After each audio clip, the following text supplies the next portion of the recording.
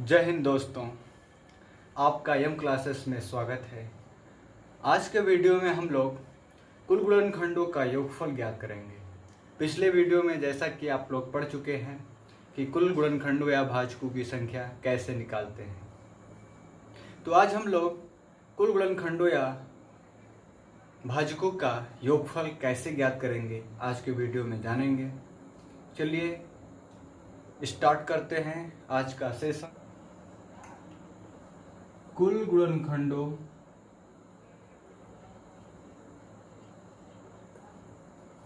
या भाजकों का योगफल। चलिए दोस्त, प्रश्न के माध्यम से हल करते हैं। कल ही वाला प्रश्न लेते हैं। क्वेश्चन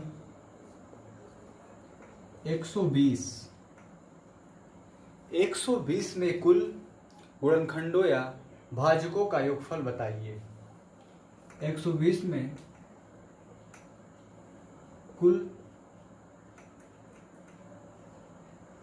गुणनखंडों या भाजकों का योगफल बताएं।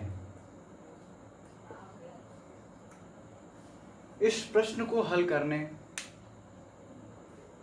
में से पहले हम लोग जानते हैं कि इसका पहले गुणनखंड किया जाता है। जैसे कि 120 है, 120 को हम ऐसे पहले हल करेंगे अविभाज्य संख्याओं में। जैसे 2 अविभाज्य संख्या है, 2 से 120 में भाग करेंगे तो 60, 30, 2 में 30 में भाग करेंगे तो 15, 3 का भाग 15 में देंगे तो 3 5 15, 5 एकम 5। ये हमारा अविभाज्य संख्या यानी प्राइम नंबर है। इसी प्राइम नंबर को जैसे कि गुणनखंड निकालते हैं वैसे ही निकालेंगे। 120 2 गुणे 2 गुणे 2 3 गुणे 5। इसको हम घात के रूप में लिखेंगे। 2 पर घात 3 गुणे 3 पर घात 1 गुणे 5 पर घात 1। 120 में कुल गुणनखंडों या भाजकों का योगफल हम 1 से जैसे भी संख्या निकालते थे, यानी 120 में कुल हमारा 16 गुणनखंड आएंगे।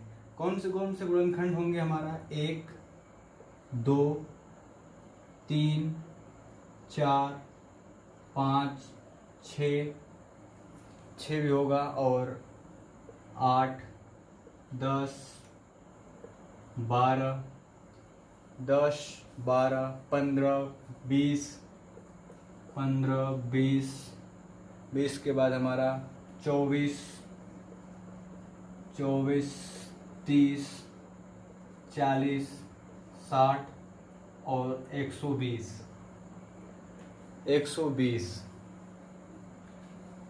1 2 3 4 5 6 7 8 9 10 11 12 13 14 15 16।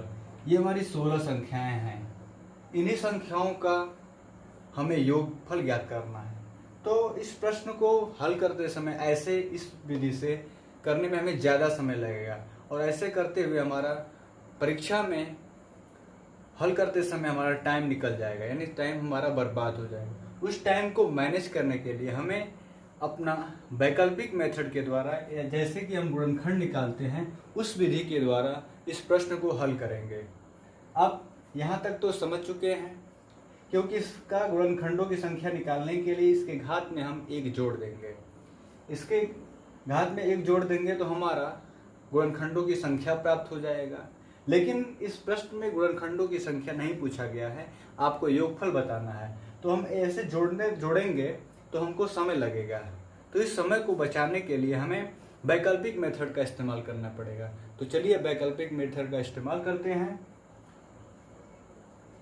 वैकल्पिक मेथड को हमको हल करने के लिए इस प्रश्न में जो घात लिखा गया है 2 पर घात 3, 3 पर घात 1, 5 पर घात 1, तो इसको हल करने के लिए यानी कि 2 पर जितनी बार घात गया है उतना जैसे 2 पर घात 1, 2 पर घात 2, 2 पर घात 3, ऐसे ही लिखना पड़ेगा। लेकिन 0 से स्टार्ट करना पड़ेगा हमको हल करने के लिए। इसमें योग के लिए जैसे 2 पर घात 0 प्लस 2 पर घात 1 प्लस 2 पर घात 2 प्लस 2 पर घात 3, फिर गुणा करेंगे। ऐसे ही 3 का करेंगे। 3 पर घात 1 है तो पहले 3 पर घात 0 प्लस 3 पर घात 1, ऐसे ही 5 का 5 पर घात 0 प्लस 5 पर घात 1। अब इन सभी का परिणामी निकालकर उसको गुणा कर देंगे आपस में, तो इन सभी संख्याओं का योग प्राप्त हो जाएगा। ऐसे मैंने जोड़कर देखा तो इसका योग आया है 360 आया है। लेकिन ये प्रोसेस हमारा लंबा है, तो हम इस वैकल्पिक मेथड के द्वारा इस योग को निकालेंगे इस प्रश्न के द्वारा, ऐसे हल करके। तो चलिए हल करते हैं इसको। 2 पर घात 0, जिस संख्या के घात 0 रहता है तो उसका मान 1 होता है। किसी भी संख्या में अगर किसी भी संख्या के पावर 0 है तो उसका मान हमेशा 1 होता है। यानी 2 पर घात 0 है तो ये इसका मान 1 है, 1 प्लस 2 पर घात 1 घात है तो 2, फिर 2 पर घात 2 है तो 2 दूना के 4, प्लस 2 पर घात 3 है तो 8। इसको ब्रैकेट में लिख देंगे अपने सुविधा के अनुसार, गुणा करेंगे। फिर 3 पर घात 0 है तो 1 प्लस 3 एकम 3 गुणे 5 के बाद 0 है तो इसको 1 लिखेंगे प्लस 5।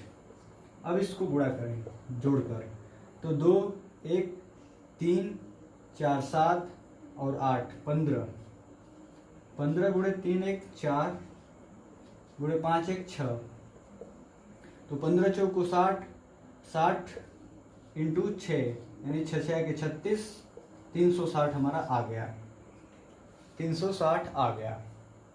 अब इसी प्रश्न में पूछ देगा कि समगुणनखंडों का योग और विषम गुणनखंडों का योग तो कैसे ज्ञात करेंगे। अब बताएंगे कि हमारा कुल गुणनखंडों का योगफल 360 है और विषम गुणनखंडों का योग इसमें देख कर बता सकते हैं। देखिए इसमें 4 संख्याएं हैं, 1 है, 3 है, 5 है और 15 है। तो इन सभी संख्याओं को जोड़कर तो हम बता सकते हैं कि विषम संख्याओं का योग कितना है। लेकिन अगर इस प्रोसेस से करेंगे तो टाइम ज़्यादा लगेगा। तो इस मेथड के द्वारा यानी वैकल्पिक मेथड के द्वारा कैसे ज्ञात कर सकते हैं, चलिए उसको भी बताते हैं हम। जिस तरह हम गुणनखंडों का योगफल निकाले हैं उसी तरह इसका भी प्रोसेस है, लेकिन इसमें विषम, केवल विषम गुणनखंडों का योग, केवल विषम संख्या लेंगे। इसमें विषम संख्या हमारा 3 है और 5 है। इन जैसे इसका प्रोसेस किए 0 से लेकर स्टार्ट करके इसमें भी 0 से ही स्टार्ट करेंगे। यानी 3 पर घात 1 है तो 3 पर घात 0 प्लस 3 पर घात 1 गुणा 5 पर घात 0 प्लस 5 पर घात 1। अब इसको हम हल कर देंगे। 1 प्लस 3 गुणा 1 प्लस 5 हमारा हो गया 4 इंटू 6 यानी 4 छक 24। यही हमारा है विषम भाजकों की संख्या। अब पूछ देगा कि समभाजकों या गुणनखंडों का योगफल, तो 360 में 24 तो घटा सकते हैं, लेकिन वैकल्पिक मेथड के द्वारा कैसे ज्ञात करते हैं मैं आपको बता दे रहा हूं। वैसे तो 360 माइनस 24 करेंगे तो आपका आएगा 6 और 336 आएगा। लेकिन वैकल्पिक मेथड से हम कैसे हल करेंगे, चलिए हल करते हैं। समगुणनखंडों का योग, इस प्रश्न को हल करने के लिए हमें सबको सम करना पड़ेगा।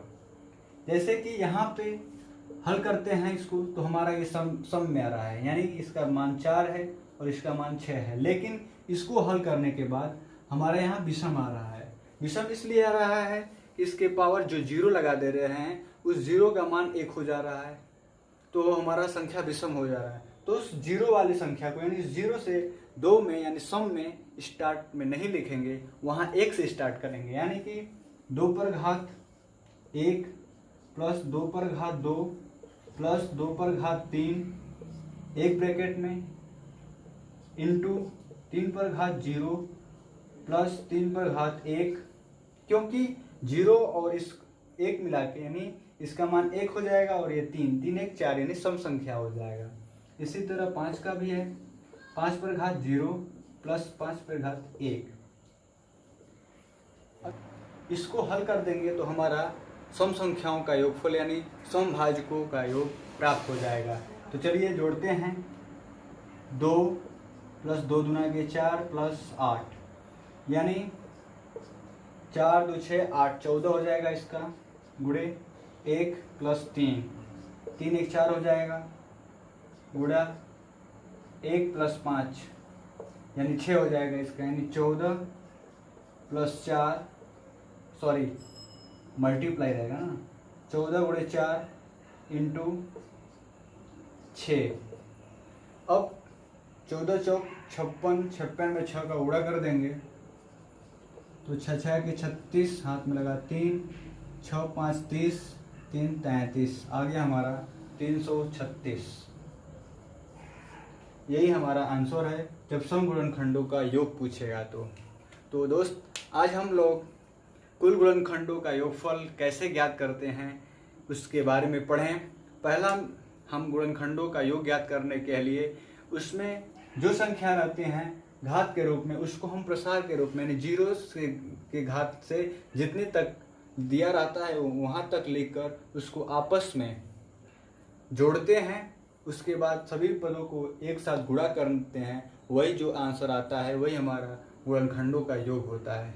उसके बाद उसी प्रक्रिया के साथ विषम गुणनखंडों का करते हैं, यानी विषम संख्या लेकर जो घात रहता है वैसे ही करते हैं जैसे गुणनखंडों का योग निकालते हैं। लेकिन एक डिफरेंस होता है सम गुणनखंडों के योग में, क्योंकि जो भी संख्या होती हैं उसको हम सम के रूप में लेते हैं। जैसे कि आप यहाँ देख रहे हैं कि यहाँ पे विषम आ रहा है, क्योंकि यहाँ हल करते हैं तो 15 आता है, क्योंकि 2 के बाद 0 ले लेते हैं, उसको ना लेकर के 2 पर घात 1 लेते हैं तो हमारा सम संख्या आती है यानी 14। इसी तरह हल करते हैं।